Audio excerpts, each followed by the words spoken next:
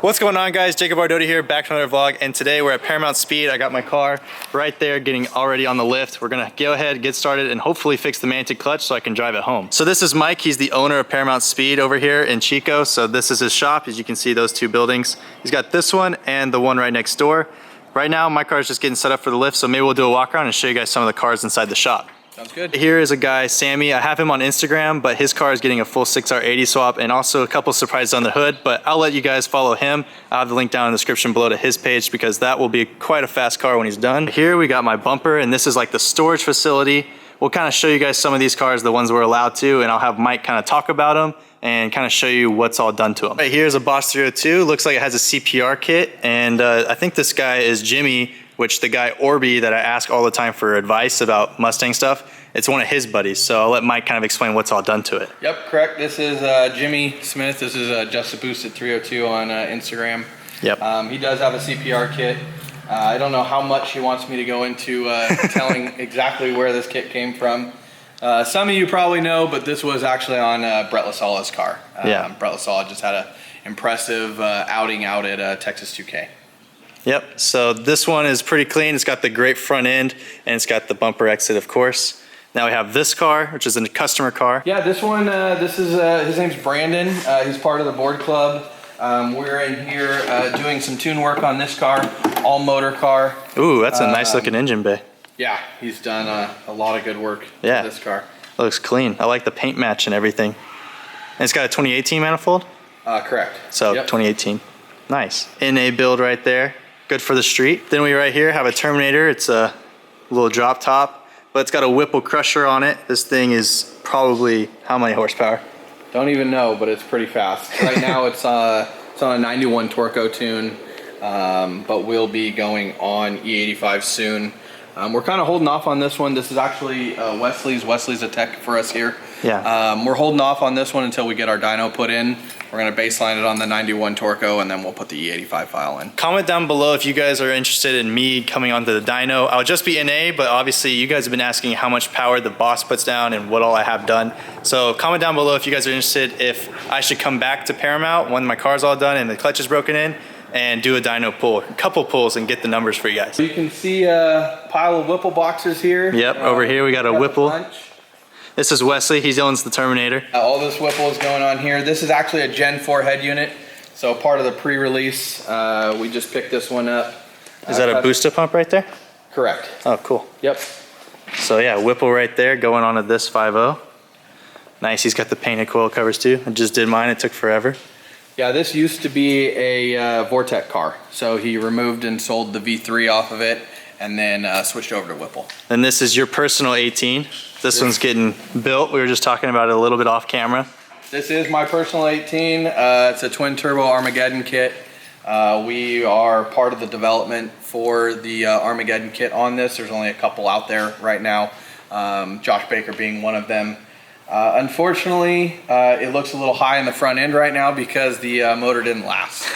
He found the limits. Yes, found them quick. 10 PSI, managed to turn the pistons into powder. We opted for the twin 66s on this. So this has twin 66 turbos on it.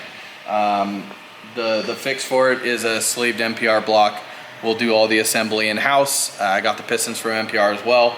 And then just waiting on the heads, we'll assemble back the motor and get it back running. And this is my favorite right here, the black 5.0 S197 on the welds. This thing is sick, got bead locks in the rear, fully built. Yeah, let's take a look at this one on the inside because fully stripped, automatic 6R, got the scramble buttons. Yeah, registration in there still. Registration, it's street car. It's a street car, yep. It was a premium car. But yeah, man, this thing's all stripped out. Even has the nav and the dual climate. Yeah, and we're actually gonna leave the nav.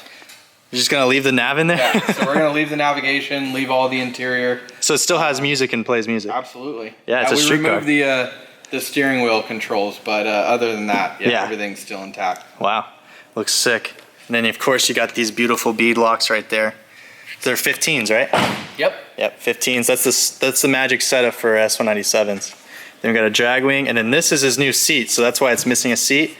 Fully carbon fiber seat, only weighs 4 pounds, you said? 4 pounds, yeah. Yeah, so it's a 4 pound seat going in there. Got the chute. But yeah, total street car, has music and navigation.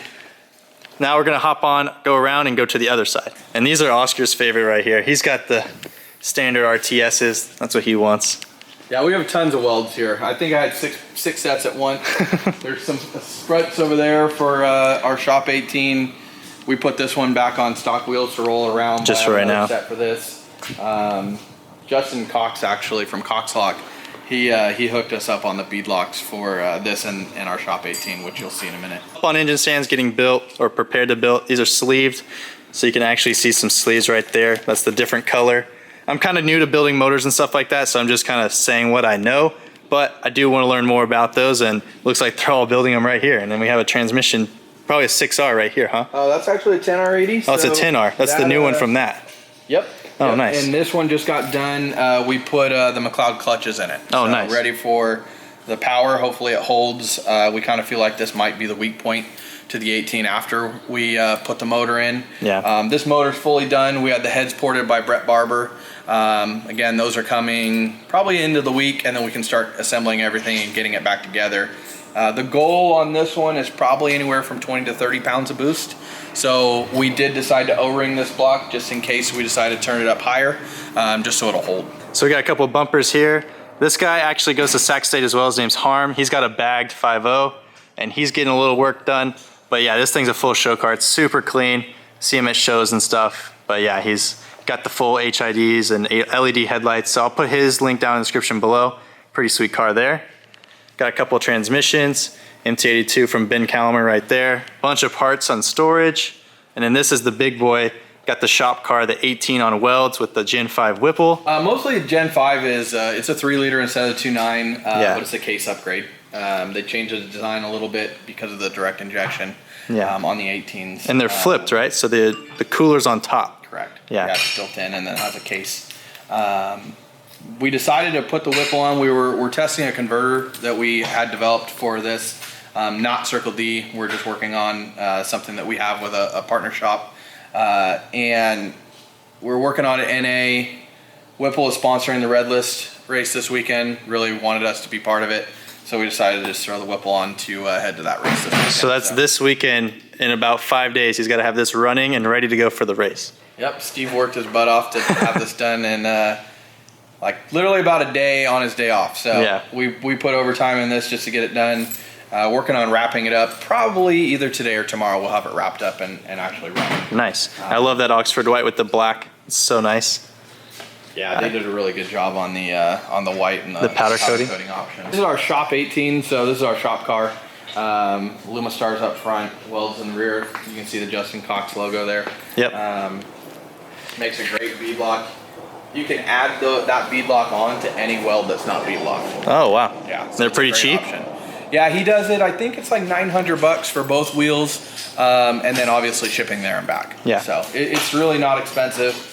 We chose to go this route just because Weld was a 12-week back order for their bead locks, and we just didn't want to wait. So I went ahead and sent them out to Justin Cox, and he took care of us. And we have another MT82 with an MGW on it right there.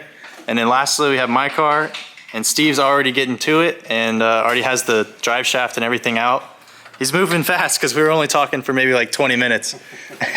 So this is pretty impressive. And he actually lifted the car up right without bending my side skirts. And then there's my drive shaft, and yeah, he's getting to it.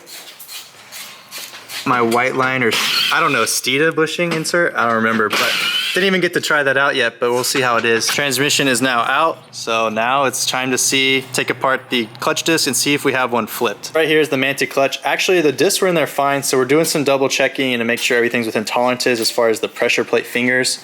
But yeah, it didn't seem like it was anything with the flipped disc, but we talked to Jeff over at Mantic. Actually, Steve who's working on the car, and they're gonna go through everything and check the tolerances that I don't know too much about, but he knows about. I'm just gonna let him try to figure this out because hopefully we'll be able to drive this car back. And if not, we have a backup plan. It can sit here at the shop and get this shipped out and have it all fixed up. Either way, the car will be done right. So right now what Steve's doing is just bench building.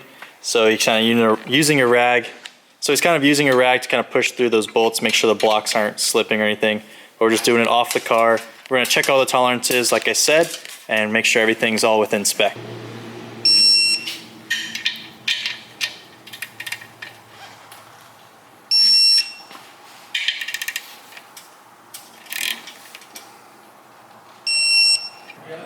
That's probably why. Is it off? Yeah. 365. So, So the installed height is incorrect. okay. So we gotta talk to Jeff So let's cover our bases. and check them all. Check another set of fingers.